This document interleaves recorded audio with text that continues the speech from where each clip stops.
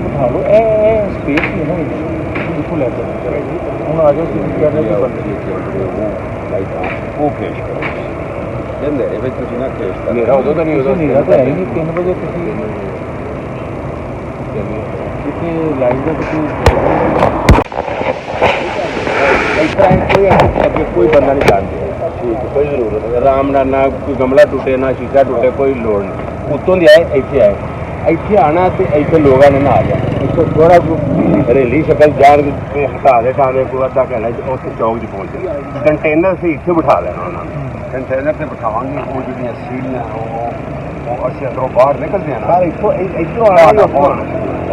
ਉਹ ਉੱਥੋਂ ਤੁਹਾਨੂੰ ਕੱਢਣ ਦੇ ਤੁਸੀਂ ਜਿੱਥੋਂ ਨਿਕਲਣਾ ਚਾਹੁੰਦੇ ਹੋ ਉੱਥੋਂ ਹੀ ਨੂੰ ਆ ਜਾਵੇ ਨਹੀਂ ਉੱਥੇ ਗੱਡੀਆਂ ਪਾਰਕਿੰਗ ਉੱਤੇ ਚੱਕੀਆਂ ਨਹੀਂ ਅੱਛਾ ਉੱਥੇ ਲਾ ਕੰਟੇਨਰ ਲਾਓਗੇ ਕਿਉਂਕਿ ਇੱਕੋ ਹੀ ਦਫਾ ਫਿਰ ਸਿਕਿਉਰਿਟੀ ਰਿਸਕ ਹੋਏਗਾ ਇੱਕ ਦਫਾ ਲਾਓ ਫਿਰ ਬਿਠਾਓ ਉੱਥੇ ਹੀ ਬਿਠਾ ਦਿਓ ਕੀ 20 ਗਜ਼ ਪਿੱਛੋਂ ਬਿਠਾਓ ਤੇ ਇਸ ਤਰ੍ਹਾਂ ਆ ਜਾਓ ਫਿਰ ਵਾਮ ਉੱਥੇ ਜਾਏਗੀ ਨਾ ਉੱਥੇ ਬਹੁਤ ਬੜਾ ਮੈਦਾਨ ਕਿੱਥੇ ਤੁਸੀਂ ਉੱਥੇ ਗੱਡੀ ਨਾ ਬੈਠਣੇ ਇੱਕੋ ਦਫਾ ਬਿਠਾਈਓ ਇੱਕੋ ਹੀ ਦਫਾ ਉਹ ਅੱਗੇ ਇਹ ਦੇਖੋ ਨਾ ਇੱਥੋਂ ਹੀ ਬੈਠੇ ਹੁੰਦੇ ਆ ਅਸੀਂ ਰੋਜ਼ ਨਾ ਜਿੱਥੋਂ ਗੇਟ ਤੋਂ ਬਾਹਰ ਆਉਂਦੇ ਆ ਸਾਹਮਣੇ ਉਹ ਇਹ ਗੱਲ ਕਰ ਰਹੇ ਨਾ ਫਿਰ ਸਾਰੇ ਲੋਕਾਂ ਨੂੰ ਮਸਾਲੇ ਉਧਰੋਂ ਦੀ ਆਉਣਾ नहीं उधर कोई नहीं छड़ा देता उधर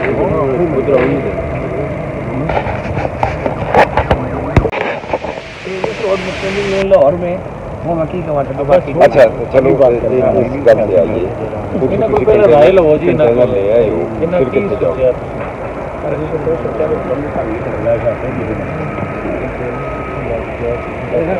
एयरपोर्ट से बाद हमारी जो सारी शुरू हुई जैसे कि हमारा उसमें मुद्दा ये था कि हमको आदमी में तो हम फ्लाइट ऑपरेशन को डिस्टर्ब नहीं जितना होगा होगा तो सही लेकिन जितना हम अपने ऊपर से इल्ज़ाम हटा सकते हैं कि जब मुसाफिर हो गए अखबार हो गए तो ये था आउट इस आउट को हमने यहाँ से संभाल लिया कि उधर से